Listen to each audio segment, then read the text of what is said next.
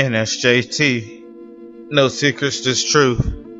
Jazrel, Emil, Kavan. I come before you humble. I come before you as a man. I come before you as much more than a man. I come before you letting you know that peace and love is in our midst. Letting you know that the battle has not been lost. Letting you know that we still stand. We still believe in something greater, something more powerful than the moment, something more powerful than the breath of men. I come before you speaking of a higher power, a higher authority than man. I, like 7 billion other minds and bodies and spirits in this world, have seen the devastation of what life could be, seen the tyranny of life, seen the hardships of life,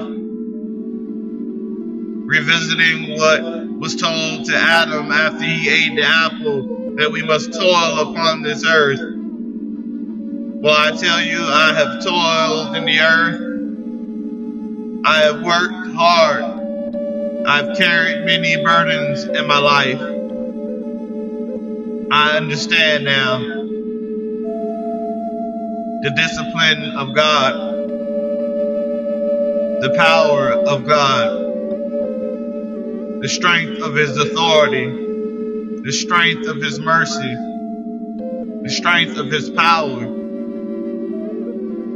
For I see it every day that I wake, and every night when I fall asleep. I know that He neither slumbers nor sleeps, that He watches over us constantly, that He believes that we are the perfect creation of His doing, of His will.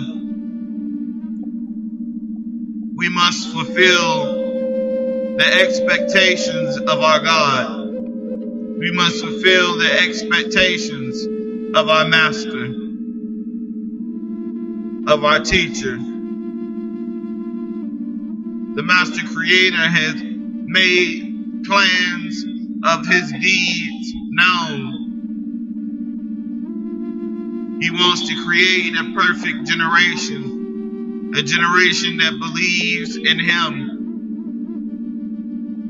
Not one that hides behind church walls, synagogue walls, temple walls, or mosque walls, but those who are willing to stand before the world and speak, those who are willing to teach. The leaders of our life is us. The wealth and riches of the kingdom of heaven is within us and all around us. If we choose to believe in this higher power, this higher authority, then we must discipline ourselves and be patient. We must be the voice of the voiceless. We must begin to be the mothers and the fathers of the motherless and the fatherless. We must rise higher than the sun. When we wake, knowing that God has shaped a man or a woman in His own image and His own strength, we cannot be afraid. Fear is not what is required here, in this moment, in this time, in this day, or in this age. For fear is the mind rejecting what the truth is, refusing to believe. But we must believe. Because that's who we are. That's what we are. We are the sons and daughters of the Most High. That fact will never change. No matter how many times we look in the mirror and don't like what we see, no matter how many times we stumble and fall, our Father is there looking for us to rise again like the phoenix of the morning sun, like the rays of sunlight touching each and everything that is in its presence. We must do the same.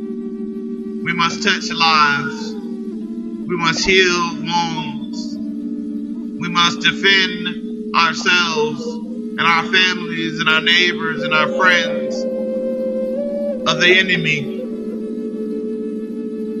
We must begin to pray without ceasing and know who we are. I still believe. I still believe in you. I still believe in the God that I serve. I still believe that we have a chance to create the promised land that has been promised for so long.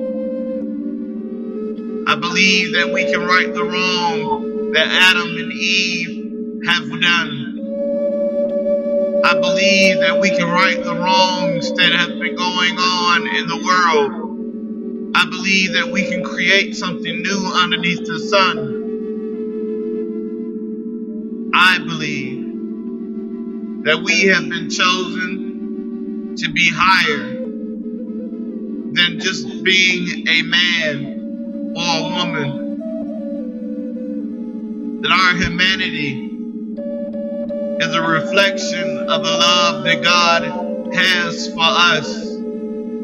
Yes, there will be those who challenge us, those who doubt us, those who will say that we cannot accomplish what is before us. But that's when you have to still believe that you serve a higher purpose, that you belong to a great God, a God who loves you for you, a God willing to sacrifice His only Son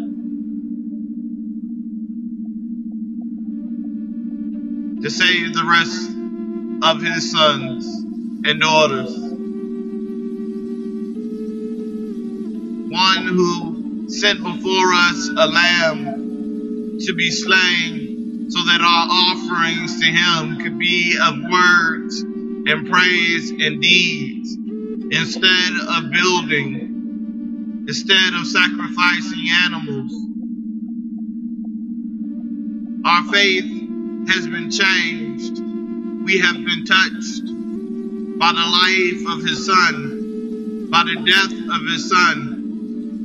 We should still be in mourning that we have lost our greatest defender, that we wait for His return as a people, united, not divided, that we are willing to stand and not fall, that we are willing to live and not die, that we are willing to be what we were called to be, the children of destiny, the last of the last. We behold the days that comes and we recognize that this is our chance. This is our opportunity to change the world forever. So I ask you to join me in this battle to save our lives.